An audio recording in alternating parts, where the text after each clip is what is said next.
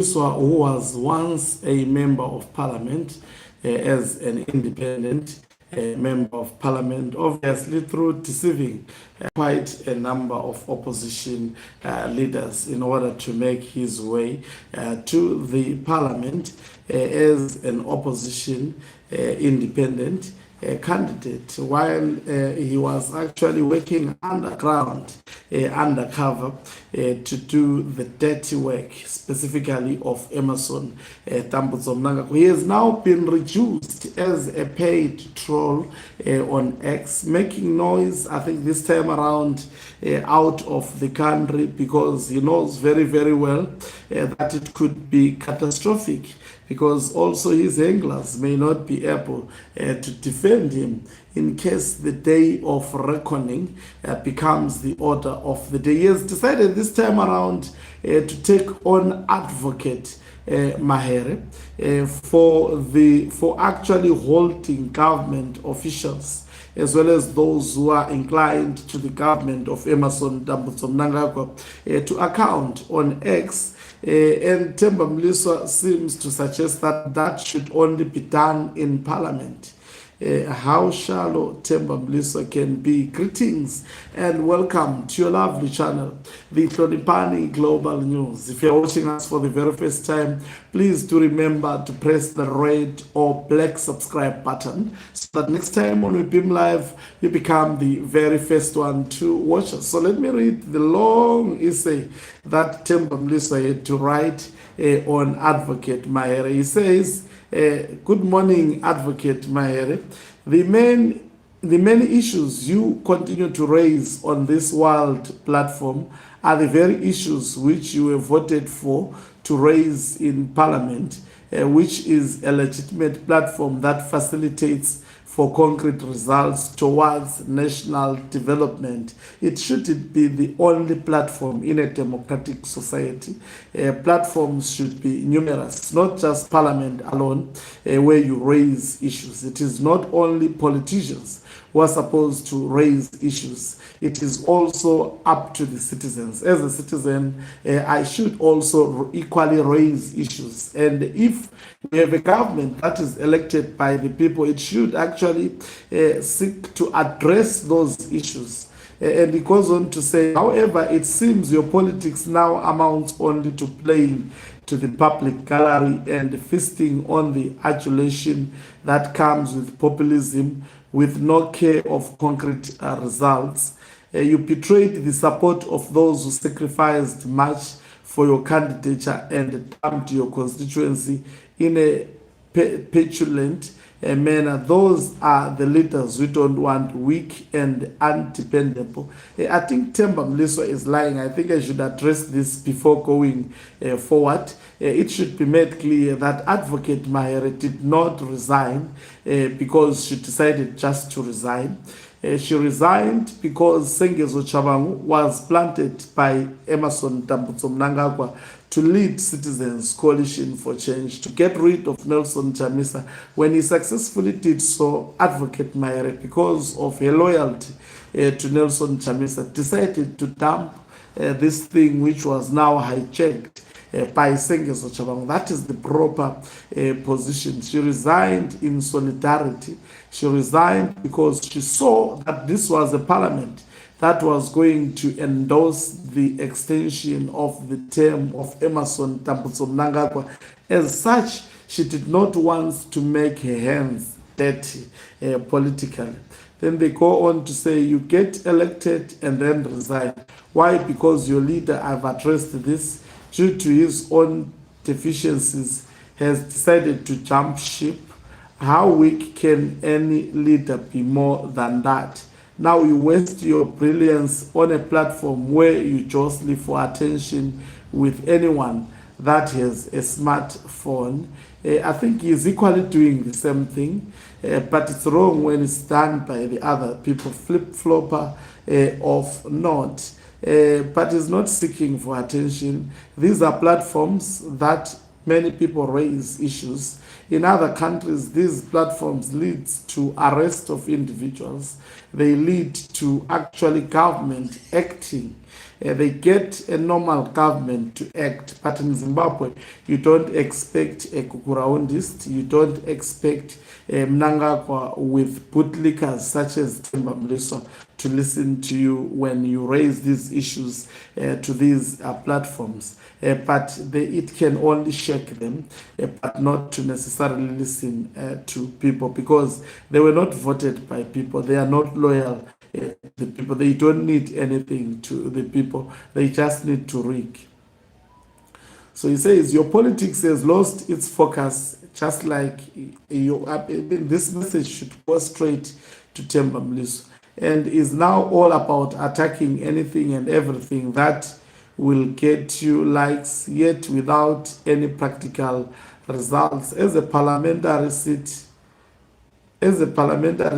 would have offered. It's also unfortunate that the criticism you leveled against men like President Mnangagwa and private individuals like Chivhayo isn't premised on the illegality of their actions, but merely personal preferences. He's lying. He's lying. I've never seen, Advocate Mahere being petty. She raised real issues, and she will be asking questions politely most of the times, of which those asked questions knowing that these have, and she has actually raised a lot of issues that maybe people were not paying particular attention to. She is a thorn in the flesh of ZANU-PF. That is why you see a paid troll of ZANU-PF, that is Temba Mliswa, deciding to act on her. If you see Temba Mliswa addressing you, it means you would have actually given the regime the hardest time ever. And then he goes on to say, it would make much more impact if there is any to be made, if it were about criminal accusations with evidentiary support. We could then explain that it's activism. As it is, each politician and civilian have their preferred way of doing things, and you can't seek to have them know to your preferred methods. But Temba Mliswa, who is he, by the way, to be now? It clearly shows, if anyone was doubting that Temba Mliswa is paid by Zwikanandas, Wicknell Chivhayo, as well as also this fellow, who is this one? I've forgotten his name, but you know what I'm talking about. It's clear that he's paid, or it's Takwirei. Yes, Takwirei as well as Wicknell Chivhayo. Because look at his tweet. It's either they are defending Mnangagwa, Takwirei, and Wicknell Chivhayo. So anyone who stands up against these, Temba Mliswa will stand up and address them. He says, while you have made "we need new leaders" your working mantra, it is acutely ironic how your own actions reflect the very type of leaders which the electorate should shun, because while they stood with you, you refused to reciprocate and stand with them, handing the seat to ZANU-PF. I mean, the seat hijacked by Sengizo Chabang, it was as good as in the hands of ZANU-PF. By your actions, you foisted a ZANU-PF candidate on an electorate that had shown that they preferred an opposition MP. Having won the seat by over 12,000 votes in 2023, today Mount Pleasant has a different MP won by a mere 3,000. That gap speaks of a betrayed electorate that stayed away from the polls. I think this is serious misrepresentation of the facts. That's your frenetic hunt for issues and individuals to attack is both misguided and misplaced, especially for someone who dumped the correct platform to advance the national cause and chose histrionics on social media. As an indefatigable someone, you can defend yourself or even attack, but the reality and truth is that You have betrayed those who voted you and dumped them at the feet of a party which they had refused at first. Let me, at least you acknowledge that people of Zimbabwe refuse your ZANU-PF, but also, Advocate Mahere should not have stayed in a ZANU-PF light. That is, and she has responded. She is very quick, by the way, and with an audio. Let me just first play the audio and read what Advocate Mahere had said. And I think Temba Mliswa today will have a very, very long. Let me, because she touched the wrong person.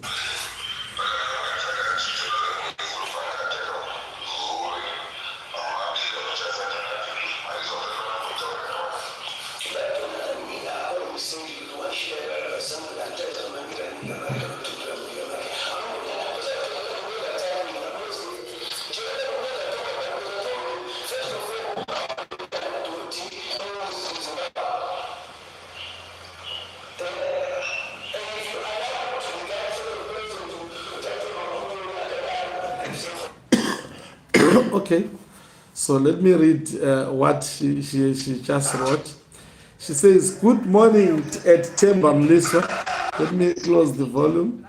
She says, "Good morning at Temba Mliswa. In the phone conversation below, you talk about how you finished Jonathan Moore. Were you talking about having finished him in Parliament or here on Twitter? Why are you now shunning this platform? Why shouldn't issues be raised here? Now that the people of Norton rejected you and are no longer in Parliament, does it mean you can no longer raise issues you deem important? In your reasoning, if your reasoning is correct, why do you attack top ZANU-PF official politicians here day and night? Why don't you keep quiet and ask your MP to raise your gripes in Parliament? In light of this, do you not agree that this was a bit of a potato head argument you raised? Respectfully, can you please engage with the substance of what I asked?" Now, I want to go to the comment section of Temba Mliswa, because I know, people, they have responded to this tweet awesomely. Just mere citizens tackling Temba Mliswa. Someone says, "Expecting Mahere to have continued in a contaminated parliament is disingenuous and delusional, as we all know that Parliament is no longer fit for its purpose, apart from fulfilling ZANU-PF's nefarious agenda, which are meant for power retention at all costs." I've said it, before, and someone is confirming it. I don't think her presence in Pali would have stopped Chivhayo thievery. Chivhayo and Guda can't be stopped by an MP or Parliament itself. You know this. Even you couldn't stop or even question Opetimpof.